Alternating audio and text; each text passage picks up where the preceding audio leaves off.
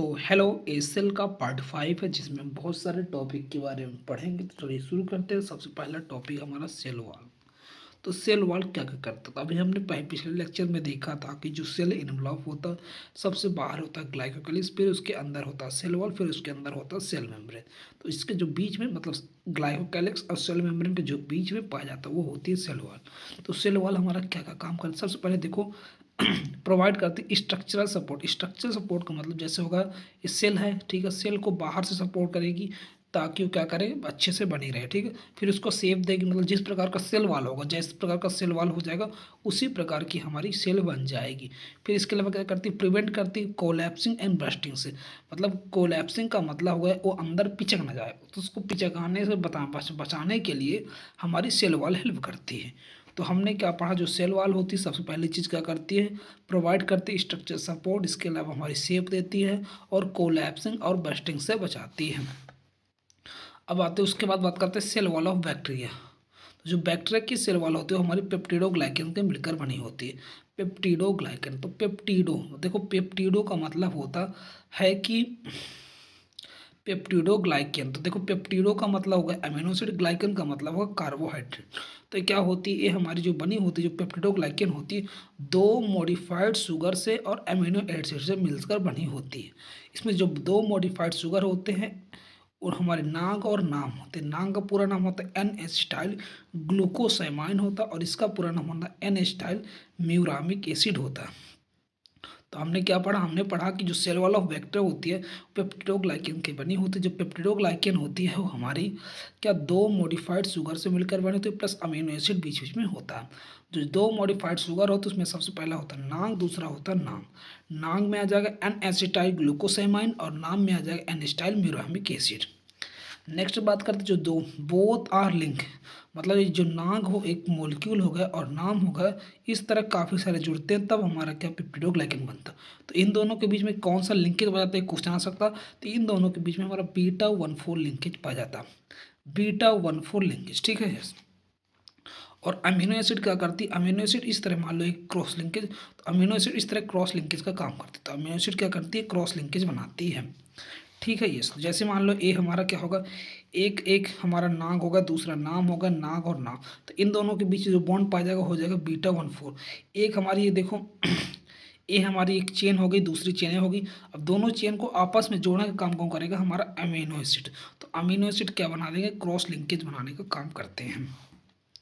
Note point आएगा, जो plant की सेल वॉल होती है हमारी सेलुलोज से मिलकर बनी होती है और फंजाई की सेल वॉल हमारी काइटिन से मिलकर बनी होती है। इतनी सारी चीज़ याद रखना है। फिर जो पेप्टाइडोग्लाइकन हो तो क्या होता है, बेसिकली नॉन सेलुलोजिक कार्बोहाइड्रेट होता है। मतलब इस कार्बोहाइड्रेट जो नाग और नाम होते हैं, जो कार्बोहाइड्रेट होता है इसमें सेलुलोज नहीं पाया जाता और बीच बीच में क्या होते हैं, अमीनो एसिड होते हैं। तो नॉन सेलुलोजिक कार्बोहाइड्रेट होते हैं और अमीनो एसिड पाया जाता है, ठीक है। यस। तो नेक्स्ट बात करते हैं, जो सेल वॉल होती है इंपॉर्टेंट पॉइंट है जो काफ़ी बार एग्जाम में आ चुका है। जो सेल वॉल होती है हमारी एब्सेंट होती है माइकोप्लाज्मा।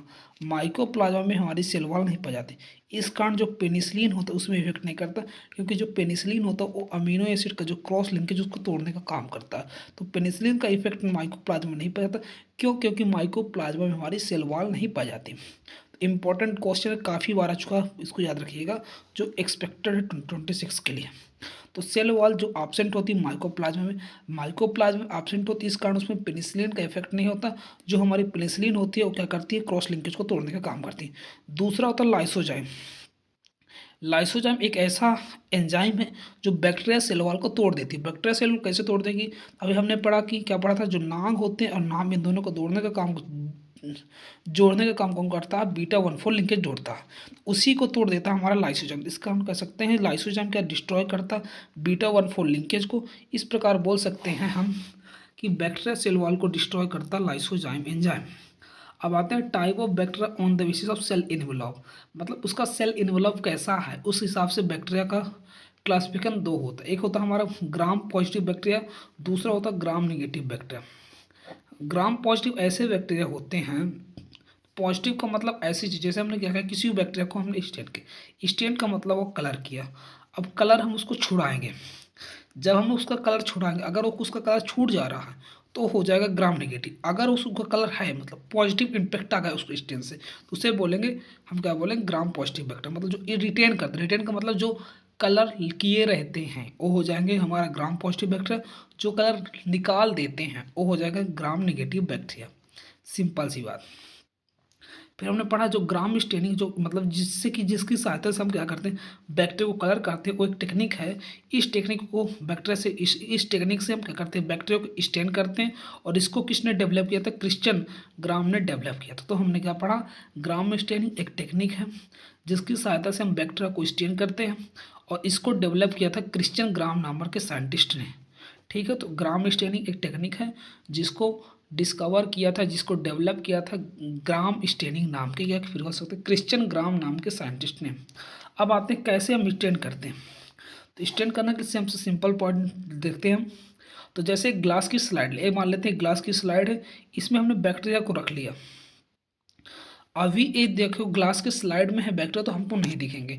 जब स्टेन करेंगे हम कैसे स्टेन करेंगे, क्रिस्टल वॉयलेट। क्रिस्टल वॉयलेट एक केमिकल है, उसकी सहायता से इसको स्टेन करेंगे तो बैक्टीरिया हमारे दिखने लगेंगे। ठीक है, इतनी सारी। अब इसकी डी स्टेनिंग, डी स्टेनिंग का मतलब हम कलर छुड़ाने का काम करेंगे। तो इसके लिए हम यूज करेंगे एसीटोन। एसीटोन केमिकल जब इसमें डालेंगे तो कुछ बैक्टीरिया को क्या होंगे कि कलर छोड़ देंगे, मतलब कलर उनसे हट जाएगा। जो कलर जिनका कलर हट जाएगा उसे बोलेंगे हम ग्राम नेगेटिव बैक्टीरिया। ठीक है, yes. Then which lose stain, जो लूज कर देंगे स्टेन को उन्हें ग्राम नेगेटिव, जो रिटेन किए रहेंगे उन्हें हम ग्राम पॉजिटिव बोलेंगे। तो हमने क्या पढ़ा, कैसे करेंगे बैक्टीरिया को स्टेन। तो सबसे पहले ग्लास स्लाइड लेंगे, ठीक है, यस। ग्लास स्लाइड को क्या करेंगे, स्टेन करेंगे क्रिस्टल बॉयलेट से। फिर उसको डी स्टेनिंग करेंगे किससे, एसीटोन से। जो स्टेन छोड़ देंगे उनको ग्राम नेगेटिव, जो स्टेन नहीं छोड़ेंगे उसे ग्राम पॉजिटिव बोलेंगे। तो ठीक है, इतना ही है आज के लिए। मिलते हैं नेक्स्ट लेक्चर में।